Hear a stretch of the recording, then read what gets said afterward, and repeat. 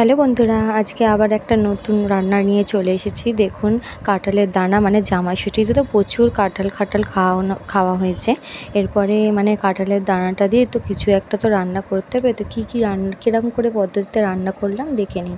প্রথমে কাঁঠালের খোলাগুলো ছাড়িয়ে আমি ভালো করে ধুয়ে গ্রেটার দিয়ে গ্রেট করে নিয়ে তার মধ্যে শুকনো লঙ্কা, কালো জিরে আর রসুন ভালো করে বেটে নিলাম, দেখতেই পেলেন। তারপরে কড়ার মধ্যে একটু সর্ষের তেল দেবো।